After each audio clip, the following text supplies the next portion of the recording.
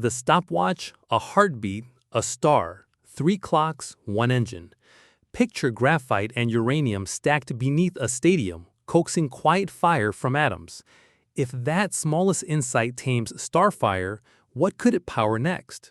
In 1942, Enrico Fermi's Chicago Pile 1 made the first self-sustaining chain reaction under stadium bleachers, proof we could control nuclear energy. The pile, graphite, uranium, cadmium rods, turned a physics puzzle into power, launching reactors that light cities. The first practical step. Enrico Fermi is the quiet hinge between theory and power. On December 2, 1942, beneath the stands of the University of Chicago's Stagg Field, he led a small team that assembled Chicago Pile 1, graphite blocks to slow neutrons, uranium lumps to split, cadmium rods to rein in the chain reaction. When the counters rose and held steady, humanity achieved its first self-sustaining nuclear chain reaction. That moment proved nuclear energy could be controlled, measured, and crucially, turned into work. Without that proof of principle pile, later reactors that drive turbines and light cities would have been speculation, not engineering. A scientist in motion. Fermi's path to that squash court was personal as well as scientific. Born in Rome, he won the 1938 Nobel Prize for work on induced radioactivity and slow neutrons. The trip to Stockholm became his family's exit from Mussolini's Italy. His wife, Laura, was Jewish, and the regime's racial laws were tightening. In the United States, Fermi's practical, iterative style, calm calculations, methodical experiments met a network of immigrant scientists and American engineers. Together, they built with what they had: timber framing, graphite, uranium, and nerve. The result wasn't spectacle, it was clarity. From that careful stack came the modern idea of nuclear power. Seeds of a chain reaction, 1933 to 1939. The leap from dream to design began as a thought experiment. In 1933, Leo Szilard proposed the self-sustaining chain reaction. If one fission event released more than one neutron, those neutrons could trigger more splits, multiplying energy. Soon after, experiments with slow, thermal neutrons showed they were especially effective at inducing reactions. In late 1938, Otto Hahn and Fritz Strassmann found unexpected barium after bombarding uranium. Lise Meitner and Otto Frisch explained it as nuclear fission, a heavy nucleus splitting, releasing fragments, neutrons, and approximately 200 MeV per event. From theory to the first stable flame, 1942. The first controlled chain reaction transformed physics into engineering. Chicago Pile 1 stacked graphite to moderate neutrons around uranium to fission and used cadmium control rods to absorb neutrons to govern the process. The key improvement was control. The multiplication factor was nudged to just above 1, then held steady, proving fission could run at its chosen rate. It produced little heat and no electricity, but established the operating principles of all thermal reactors to come. Turning heat into work, 1951 to 1956. Prototypes quickly learned to do useful work. In 1951, the experimental breeder reactor 1 generated the first usable nuclear electricity, initially lighting 4 bulbs by heating a working fluid to spin a turbine. In 1954, Oblinsky connected nuclear power to a national grid. By 1956, Calder Hall delivered large-scale nuclear electricity. The operating pattern was set: fission, heat, steam, turbine, generator. The improvement was coupling. Core heat moved from fuel to coolant to steam to a turbine with industrial reliability. Two dominant thermal families, 1950s to 1970s. Civil programs consolidated around water-cooled designs. Pressurized water reactors, PWRs, keep water under high pressure so it won't boil in the core. Heat transfers through steam generators to a secondary loop. Boiling water reactors, BWRs, let water boil inside the core. Steam goes directly to the turbine and then condenses. Both use zirconium alloy cladding and enrich uranium fuel. The improvements: compact cores, efficient heat transfer, and robust containment structures. In parallel, the UK's gas-cooled Magnox or AGR line and Canada's CANDU heavy water reactors pursued lower enrichment or natural uranium fueling and online refueling, trading higher capital complexity for fuel flexibility. Pushing temperature and spectrum. The R&D branched out to raise efficiency and fuel utilization. High-temperature gas-cooled reactors, HTGRs, used helium coolant and graphite moderation to run hotter, improving thermal efficiency and enabling process heat.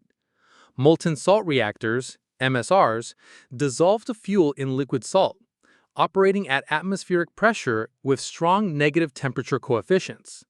The demonstration at Oak Ridge proved steady high-temperature operation. Meanwhile, fast reactors, no moderator, used liquid metals, usually sodium, to carry heat. Their signature improvement was breeding, turning abundant U-238 into fissile Pu-239, theoretically stretching fuel resources by factors of 10. Safety culture and standardization, 1980s to 2000s. Major accidents forced hard lessons into design.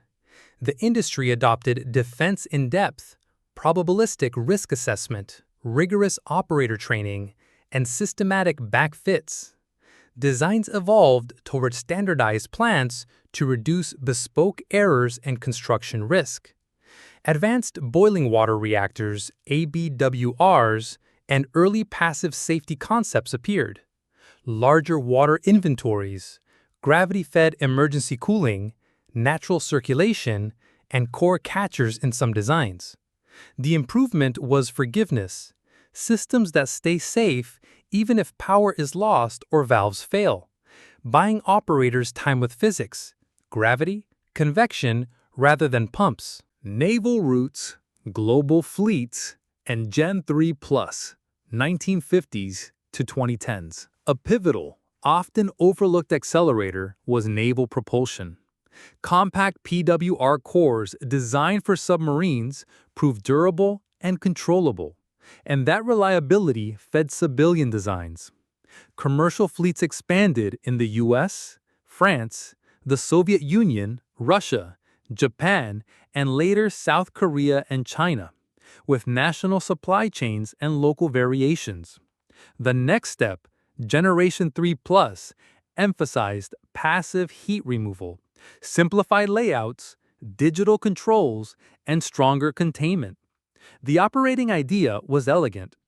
In an emergency, let physics do the work, driving coolant without external power and containing the K-heat for days, marking the bridge from first-generation pioneers to today's high-margin reactors.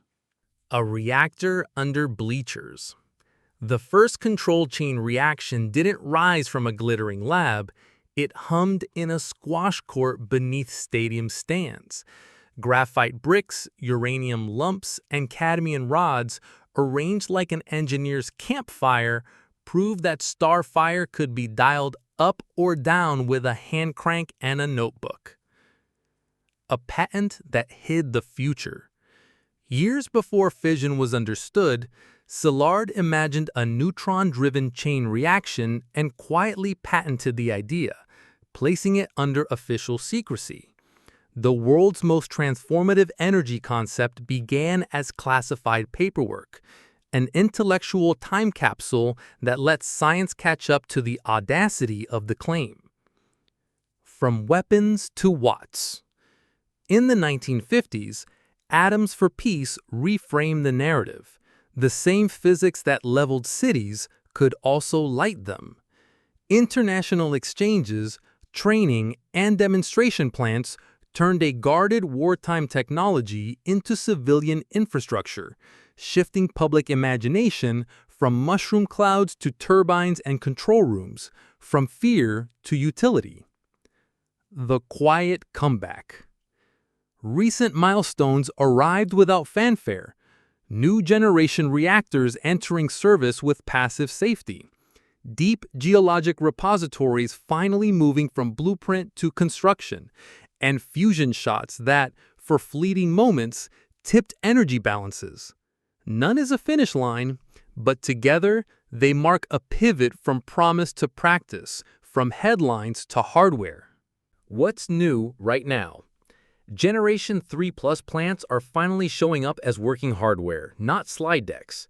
Large reactors with passive safety that let gravity, natural circulation, and robust containment buy hours or days without operator action. Countries are also pushing long life extensions to existing units, squeezing more clean megawatt years from paid-for assets. On the fuel cycle side, deep geologic repositories are moving from concept to construction, a psychological as much as technical milestone. In parallel, licensing frameworks for small modular reactors, or SMRs, are maturing, and supply chains for advanced fuels like TRISO and HALEU are taking shape. The near horizon.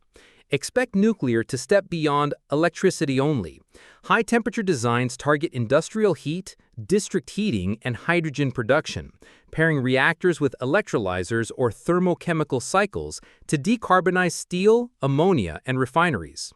Factory-built SMRs aim to shorten schedules with repeatable modules and shipyard-style construction. Fast-spectrum projects pursue recycling to stretch uranium resources and reduce long-lived waste.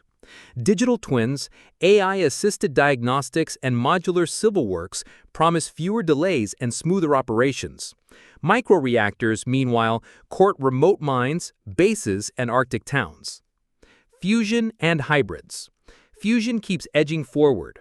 Record shots, better confinement, and livelier private efforts, while grids trend hybrid. Renewables for cheap energy when it's windy and bright, nuclear for firm zero carbon when it isn't. Expect co-location with data centers, desalination plants, and chemical hubs, quiet heat and power anchoring noisy 24/7 demand. From a graphite stack under stadium bleachers to gigawatt machines that can coast safely on gravity and natural circulation, nuclear's story keeps shrinking risk while enlarging purpose. We've learned to make the flame quieter, the systems simpler, and the safety margins wider. Waste plants, once stuck in committee rooms, are finally pouring concrete, and high-temperature designs are eyeing roles beyond electrons. Heat for steel, chemicals, hydrogen. Fusion's flashes aren't power plants yet, but they've reset what feels possible. The bigger picture is a grid that behaves like an orchestra. Wind and sun for melody, nuclear for the steady bass line when weather goes silent. We don't need perfection to move. We need progress we can build, replicate, and run for decades. So here's the fork in the road. If we can make starfire routine and bury yesterday's waste responsibly, what should tomorrow's reactors look like, and where should we deploy them first? If this journey shifted how you see nuclear, from a bleacher-side pile to quiet, passively safe giants, tell me which era hit hardest and why. Did Salard's secret patent surprise you? Did Obninsk's first grid connection feel like the real turning point? Or are you most curious about today's fast reactors, molten salt ideas, or the fusion race? Drop your pick for the next deep dive. If you enjoy time traveling through engineering, there's more on the channel. Cue up the next story and keep exploring. And if you know someone debating energy's future, share this with them and compare notes.